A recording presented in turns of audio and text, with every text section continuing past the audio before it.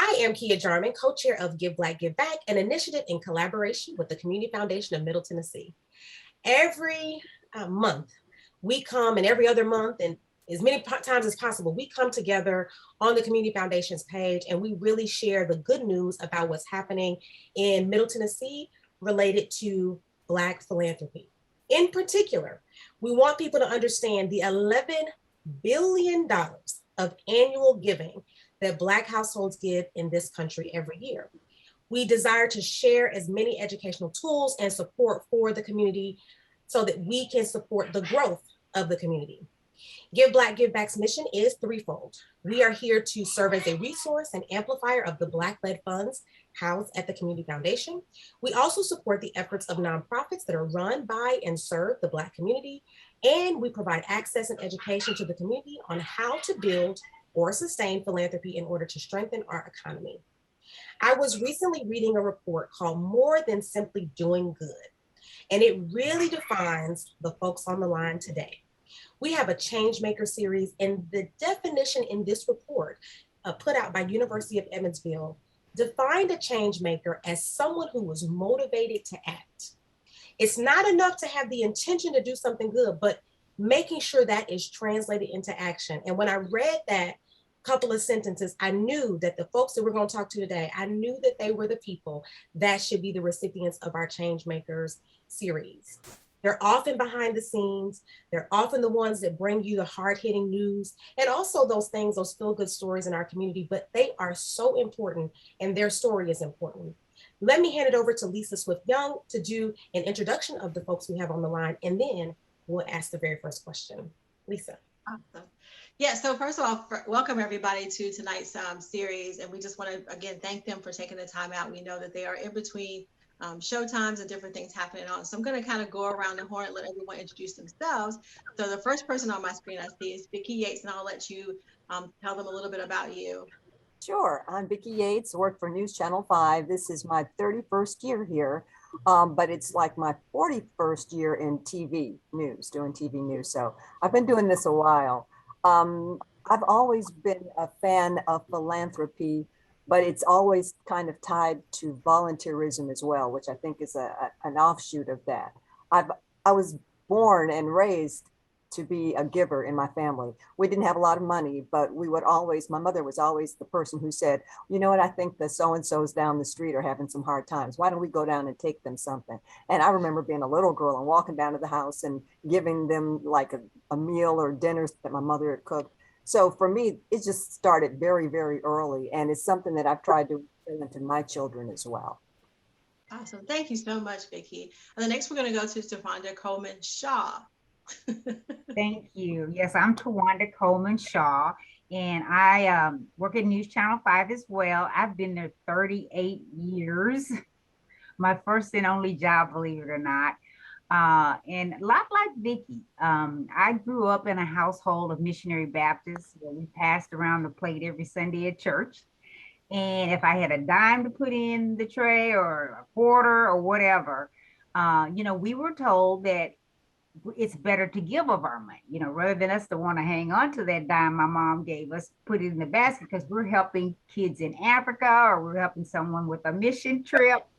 And so I just grew up early thinking, it doesn't necessarily matter how much you give, but whatever you give with a willing heart matters. And to whom much is given, much is expected. And I've just always held on to that philosophy. I feel blessed. And I feel like with my blessings, I should be able to help others. All right, thank you much. So now we have Miss Sharon Kay. I'm Sharon Kay from WFSK Radio. I'm the general manager. I've been there 16 years, and I have been in radio 42 years, and learned a lot, endured a lot, and God is good. And through that time, I have used my family knowledge and training of how to always help others. It was just embedded in us as growing up. We couldn't help because that's how we were raised. And as part of our family growing up, so philanthropy and working with nonprofits and communities is what my entire life has been about. So for me to get to operate a nonprofit African American public radio station is a gift from heaven, because I can use all the skills that I have gotten from all the years of doing the work for the community, corporate and non-corporate, but also just being a child of God. And my parents, I know in heaven, will be quite proud of that. Okay, thank you so much. And then the gentleman on our panel, Mr. Lelan. I am Lelan Statom of the others from the panel. I'm the young one, especially at the station. At least young in my terms here in Nashville. I've only been at the station 28 years. I am the Senior Meteorologist of the NewsChannel 5 Network and the co-host of Talk of the Town. And as far as giving back in philanthropy, like the others, it goes back to childhood. Number one, I grew up in the AME church, and in the AME church, there are always a couple of offerings, and one of those offerings is always the mission offering to help with the missions of the church, whether it's on the local level or the connectional church worldwide. Also, two big organizations that I'm still involved with today would be Boy Scouts and Cub Scouts, where there's always that mission of giving and helping others, and 4-H, where you're always trying to do your best to do better for the community. And so going back to the foundation from family, from my mom, from my dad. Dad was a minister with the church in Chicago. And so there is that foundation that has been laid. And yeah, there wasn't much. I am the grandchild of sharecroppers. And so there was very little money that was there, but you were taught to do what you could to help others. All right. Well, thank you so much for you guys' service to the community and service to Nashville specifically. And then I'll let Kia sort of kick off the first question. Yeah, there's some universal ties that always come up in these conversations. One of them being church. That first time you gave that penny or dime or whatever, your dollar, if you were big spenders, you were able to put that in as 4 and 5-year-old into the offering. And so I'm always glad to hear that. We think about journalists as being folks who we read their content, we see them on TV, we hear them on the radio, and they go home. But because I personally know each of you, I know that's not the truth. I see some of you still sitting in workspace. I see that you're probably still at the computer, things like that. So your work has certainly been your philanthropy, not just as journalists, but you've been philanthropists throughout your whole career. Why is that important? Take me through that. Talk a little bit about why it's been important to not just tell the story, but to bring something else to it. And I'll let you define what the something else is. But I know just from the people that I know who watch you on TV, listen to you, that they see something else beyond just the news, beyond just the weather, beyond just the jazz and the national coverage. So what is that? And why was that so important for you to bring that into your work and into the community? Well, number one for me, I have had dual careers. Most of my media career, I have worked in nonprofit and in the media. So I have used both as a combination to one to bless the other. And it was weird how that worked out because I was always boots on the ground. And I knew the people, they knew me. They weren't like, oh, surprised or amazed or any of that because they saw me all the time. I would attend the meetings in the community. I was there for the different events they covered, and if I had to fold the chairs and put them in the corner or the envelopes, I did whatever it took to get the job done because I have a heart and a soul for the community, and there's not anything that anyone can do about that. I love the community wherever I live, and I just happen to be someone who is deeply concerned because I raised my children here, and my grandchildren are being raised here, and I'm a voter. And I have an opinion and I pay my taxes. So I am a concerned citizen from that aspect. And I just wove that into the work that I do. That's amazing. So, Tuwanda, do you have anything to add to that? Well, yeah, I think that having the platform that we do, we have the ability to influence people, and people look to us, they trust us. And they sometimes forget that we're a part of this community too. Yeah, we tell the stories, we go out in the community and tell them things, but it's important to us that we have a strong, good community as well. And we care about the people that we tell our stories to. We get to see firsthand those who are affected by floods and tornadoes. We see that firsthand, and we see some things that even the public, that we don't show the public. So I feel like that most journalists have to have a heart for people, or we wouldn't go into this business, because much of what we do is to try to inform the people and do a job that we feel like that is going to help the public or our community. The stories that we tell, we're giving out information. We're trying to tell them things that they may not know about. So I really feel like that it's something that's innate in journalists who want to tell the story, to get the word out, and to help people. And there are things that are so important to me that are happening in our community that I feel like I have to support, if not financially, but through volunteerism, because I may not be able to tell my opinions on air, but I can certainly get out in the community and give back financially or support in other ways. You hit on something perfect. And before I get to Vicki and Lelan to give their sort of feedback as well, the core of philanthropy means the love of humanity, if you break it down as far as in its Greek. So it is that what you're talking about specifically. And then what we try to share here on this platform is that philanthropy is time, talent, and treasures. And so some people are, think that you have to have a lot of money to be a philanthropist. It's really about looking at, addressing the causes. The crisis is one thing, but the cause of how something happened and actually being that change, as Kia so eloquently put out, change makers, people who are about making sustainable changes in their community, is really where philanthropy sort of really comes from. It has been changed over time in this meaning, but ultimately with that. So Vicki or Lelan, I'll let Vicki go first if you don't mind. Sure. Just talk a little bit more about like that as well. Well, I agree with Sharon and Tuwanda that you have to have a love for people to be in this business. I'm sure Sharon has told you stories of the people the things she's had to go through to get to where she is, to build the radio station to the bombshell it is now. She's had to do a lot of different things to do that. She's had to basically enlist a lot of the public to come in and help her. And that's why so many people show up for the telethon every year, because we know that she is sincere, and that by doing this, we're going to be helping other people as well. It reaches out in all ways. And when you're also, as Tuwanda said, when you're on television, I think sometimes people get the wrong impression about you. They think, oh, well, you're just on TV and you don't know what you're doing, or you're just a face or whatever. But I think most people who are in journalism have to care for the people they're doing stories on. You can't do a good story if you don't care about the subject you're talking about. You have to make sure that everybody is on the same page, or at least they know what the information is, and pass that along.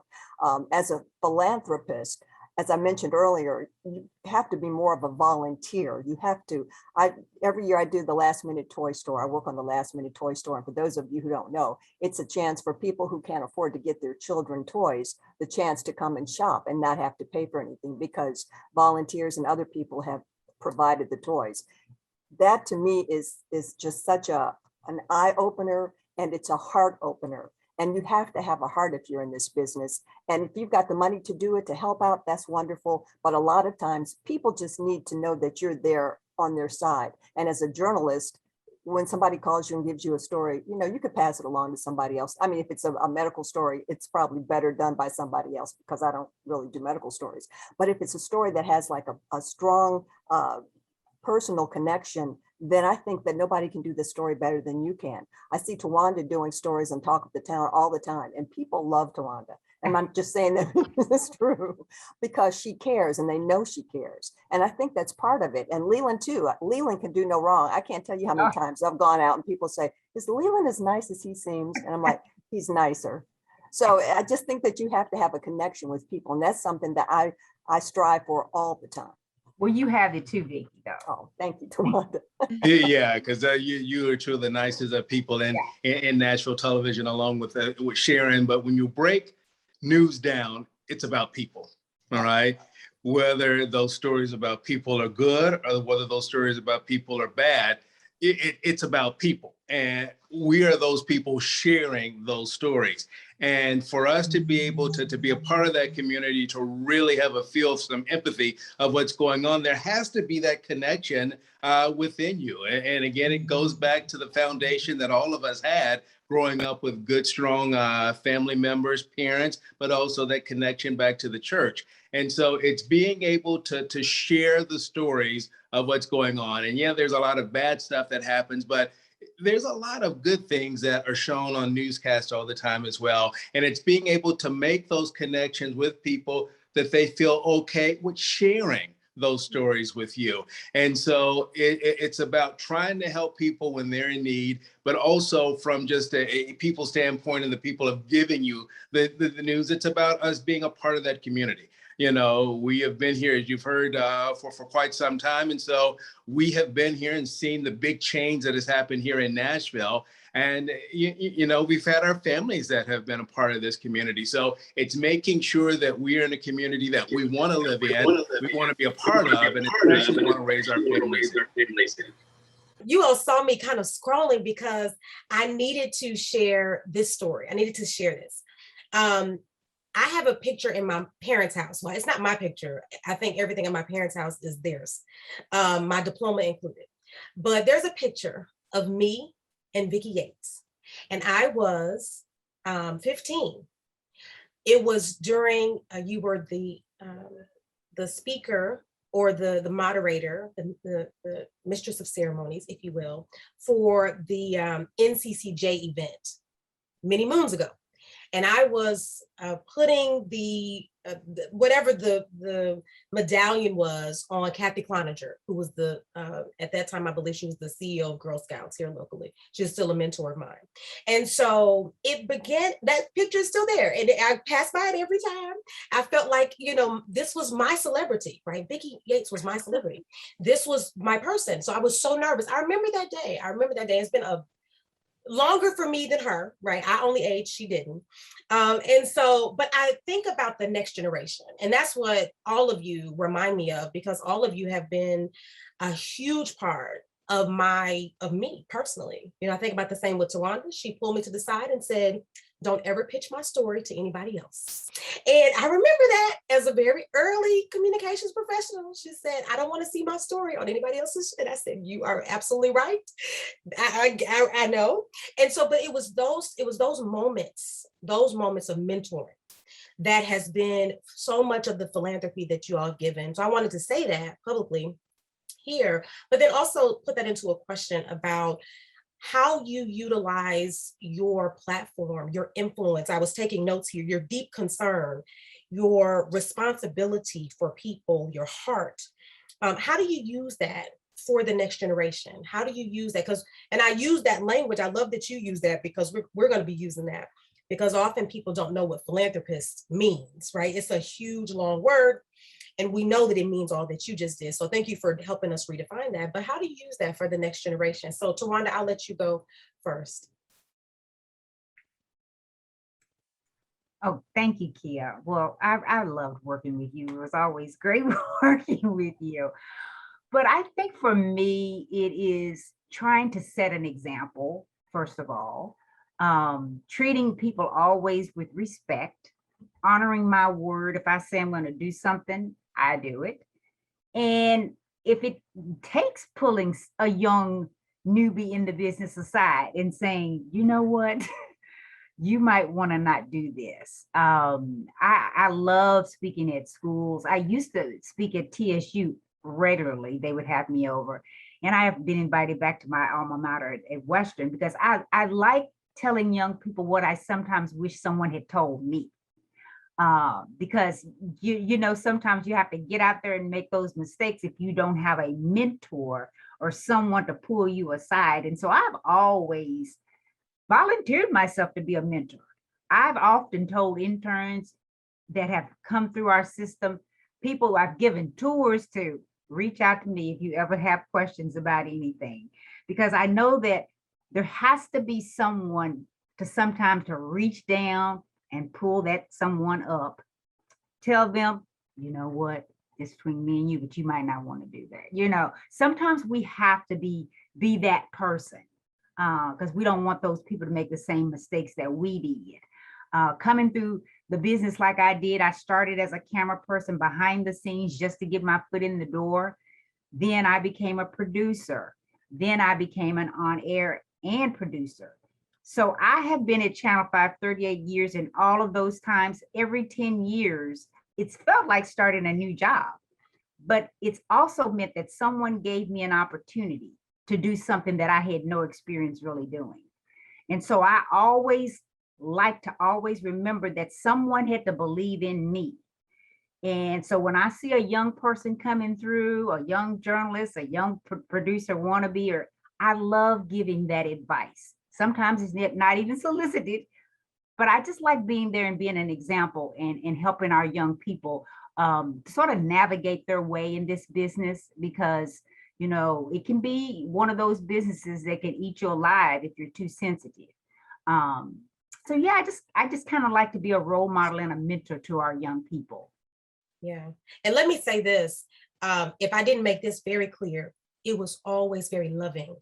And that's the part, you know, because that's the piece in this. And like you said, in this industry, it could be where you are eaten up. And I'm on the other side of the industry, right? I'm constantly communicating with folks just like you all. And it can tell you have a lot of stuff to do. You don't have time for a little young person.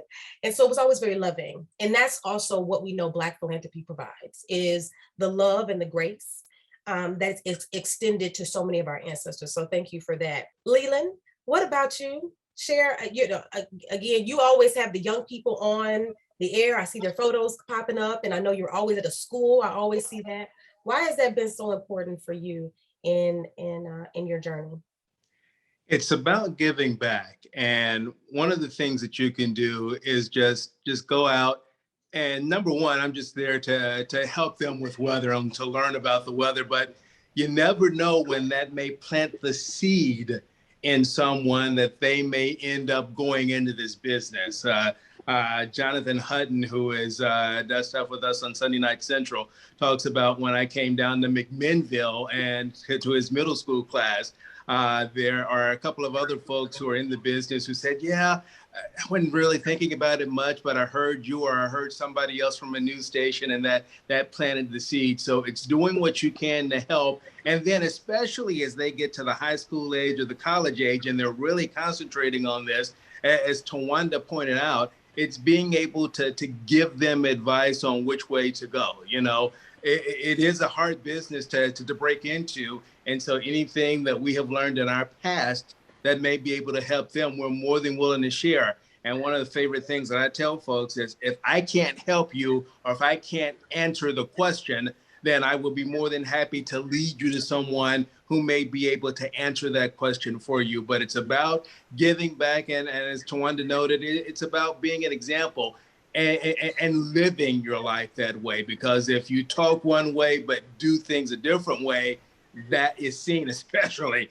in our social media world of today. So it is being able to live the life the way you think those others should do, but just for yourself as well. Lead the life that you have the foundation upon, for not just those young folks in the community, but again, as parents, to making sure that our kids know what is right and what is wrong. And Sharon, I see that you're unmuted, so maybe you're ready.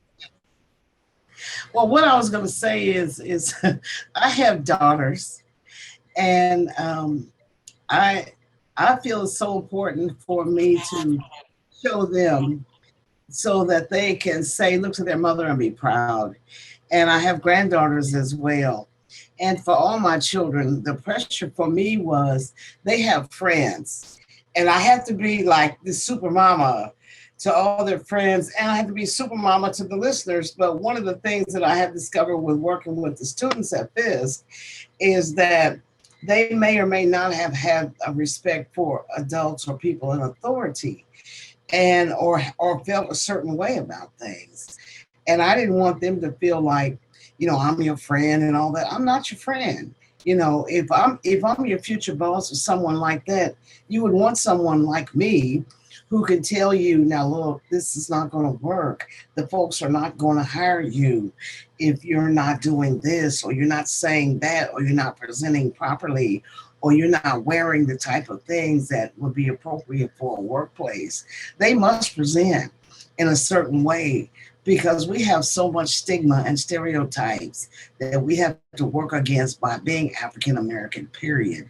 And to try to break into a professional industry such as this or any other in a workplace, I just want them to take to everything that they learn from being a kid is fine.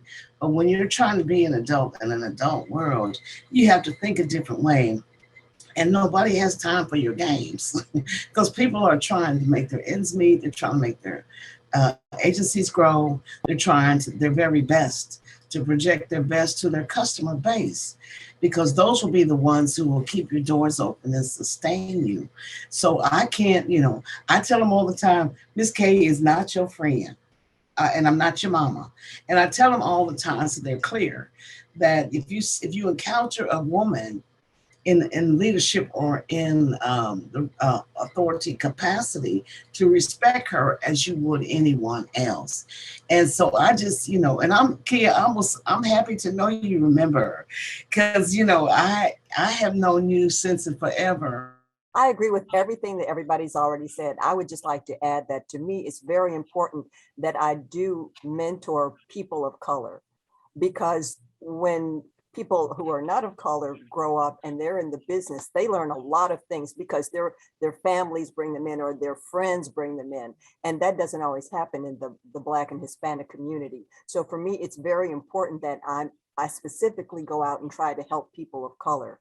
When I was in the business early in the day, I remember there was one lady when I worked in Cincinnati who didn't have to help me, but she did. She was sort of like, well, okay, like we were talking about, you might want to do it this way, or you might want to do it that way. And she had no idea how much she helped me. And I would love to meet her again and see her again and tell her what she's done. But that's something I want to be to other students as well. Actually, it was at the end of 2020, a young Hispanic teenager called me out of the blue and said, you know what, I really want to be in the field you're in. Would you be my mentor? She just asked, and I said, I sure will.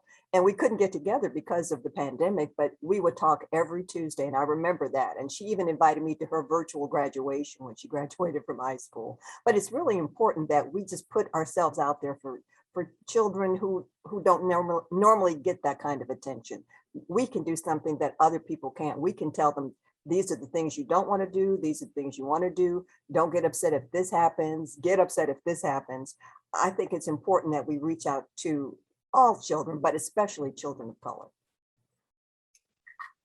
Yeah, that's very good. Thank you for bringing that into the conversation, because of course that's what we're here for, is really to talk about and amplify what it means to be a Black person in this world.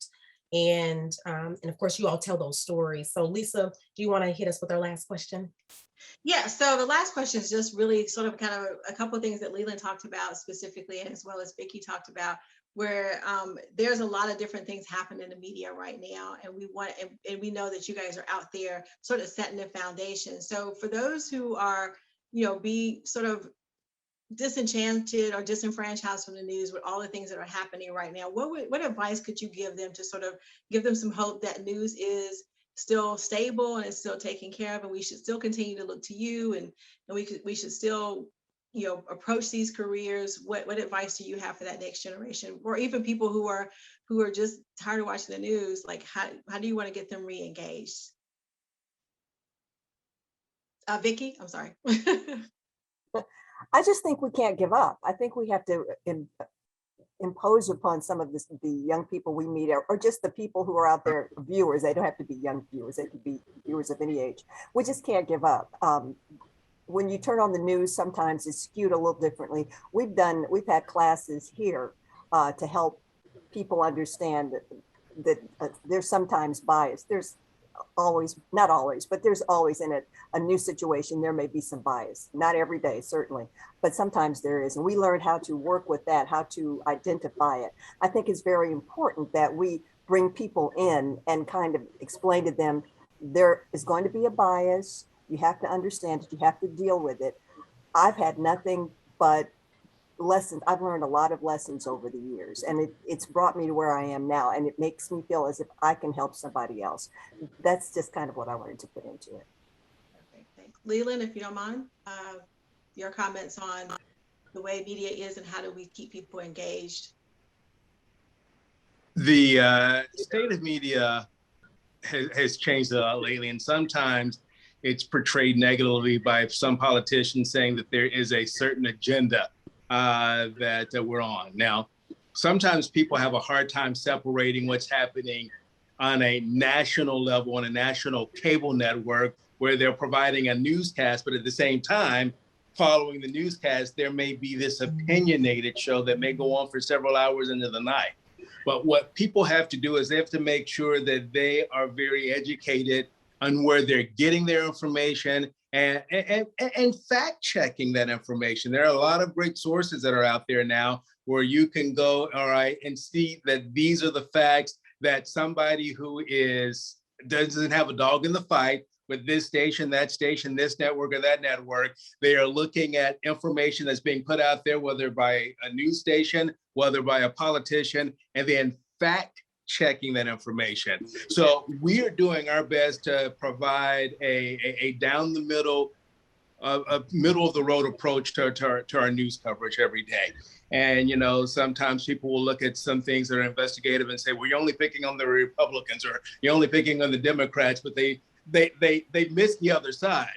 They miss it when somebody at any station in town goes after the left and it is attacking the people that they like, but they miss all the stuff that was done on the other side. So there isn't an agenda, okay, that we're gonna make you think a certain way. It is our mission to provide information about what's up. And I think the public needs to make sure that they're educated on where they're getting that information and make sure they're getting it from a source that's not just civilian journalists. Civilian journalists are great, but they don't go through the gatekeepers that we do in a news station. And so something that may be an investigative piece, they don't get to just put it on because they think it needs to be on. It's going through fact checking, it's going through lawyers and all that. There is a lot of good stories that are out there. Sometimes people don't remember the good because the bad is at sometimes just so bad, but we do a point to try not to just focus on what's bad, but try to focus on what is good in our community as well.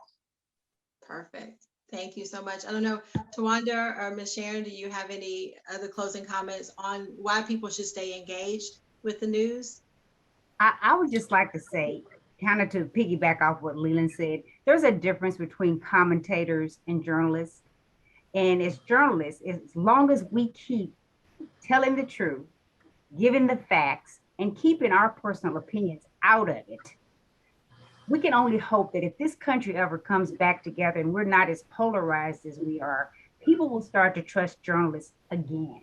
Because we're not the commentators giving our opinions, we're giving the facts. And sometimes helping to make people understand there's a difference between commentators who are giving their opinions and people who are journalists and who've been held accountable to keeping facts and sticking with facts. We have an FCC license we can lose if we're not a broadcast station that's giving the truth. So it's one of those things that it's really going to take a while for us, I think, to bring a lot of people back to where this is not such a polarized country that wants to see this side and that side and look at journalists as who they are. We're supposed to be unbiased, and we're just basically giving you the truth and the facts. And I would just like to add to what everyone has said. It's all on point for sure. Is that, you know, one of the things that I always tell our interns or any of the students that we encounter or those that just call me up and ask me a question is that think more in terms of you don't always have to be seen. If you work behind the scenes and you're in a capacity to bring change, to make change and make decisions, those are the people that make it do what it does. And those are the things that I like to talk to them about because, you know, if you don't ever see me or hear me on the air, I'm the one that decides what we play. what goes on, what is said and what isn't said. And it goes the same thing for in a newsroom. That person that's in charge in that newsroom is the one who makes the decision on what stories are covered and what portion of North Nashville or South Nashville or whatever portion of the city is covered in whatever kind of light. So to me, it's the positioning of what we teach them so they can understand to be at the decision-making table. Awesome. And let me just hit up on that real quick. Can I just follow up on what Sharon? That's extremely important. It's good to see people like you on the news. It's fantastic, so people know that the station is represented. But she's right. You've got to have those people at the table every morning. Every station in town has a morning meeting to decide what stories they're going to cover. You need people of color from different communities, Black, white, Hispanic, Asian, Native American. You've got to have those folks at the table when the decisions on what stories are going to be covered for the day are being made. Well, first of all, we want to thank you guys so much for that sort of piece of pulling it together, sharing your story, telling you why you guys were all chosen to be changemakers. You have reaffirmed what we thought initially. You're doing it. You're doing the work, in person. You're getting stuff done behind the scenes and in front of the camera. You're making those decisions, and we want to thank you guys so much for sort of being here. Before I close out, I want to give Kia an opportunity if she has any final words to say, and then I'll close out accordingly. Yeah, well, what you all did was make the well-rounded version of what we say: time, talent, treasure, testimony, or truth. Okay, those are the T's that encompass philanthropy, and the testimony and truth often get forgotten because it doesn't always seem as financially valuable, but we know it is because one, we have you all to represent us in those spaces, right? Those valuable spaces on air. We're hearing you, we're watching you. And so it's important that we continue to keep our testimonies alive. That's a big part of why we do this, a platform as well. It's just to make sure that our stories aren't just oral history, that they are memorialized the same way we memorialize watching you and listening to you every day. So thank you for bringing your testimony and your truth. I know that Lisa will do this, but I always have to give our website, blackgivingback.com. Please make sure if you're listening to the Changemakers series that you are going there. I'm excited to welcome this class into others who are part. And so I want to just list out their names. Dr. Paul Kwame from Fisk University is a part of our Changemakers. Mrs. Rosetta Miller-Perry, who's also a fellow journalist. Dwight Lewis, fellow journalist. You see a theme here, right? And then we have a very young philanthropist ever, Gray Hell, and her father, Courtney Hell, who have done really amazing philanthropy around our city with their organization. And they also have a fund in honor of Courtney's wife and Ever's mother, Tia Barber Hill, who unexpectedly passed away last year. And so we honor those people, and then we honor you as well. Again, those truth tellers in our community. And so thank you so much for being a part of this evening. Lisa, I'll let you take us out.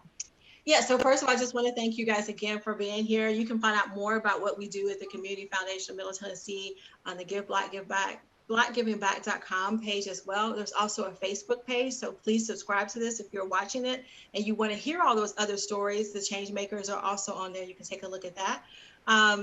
There's always opportunities to give. So if you can give financially, again, blackgivingback.com, there are 40 plus Black-led funds on this site, as well as nonprofits that you can support as well. So continue to do that as well. We would not be able to do this without the Community Foundation of Middle Tennessee and the tireless work of Audra Cox, who is in the background, as well as Kelly Wahlberg, who is the VP of Communications at the Community Foundation of Middle Tennessee. So we want to thank you guys for taking time to spend your expertise. We want to thank you guys for sharing all the information that you have. All I can say is give Black and give back and be blessed.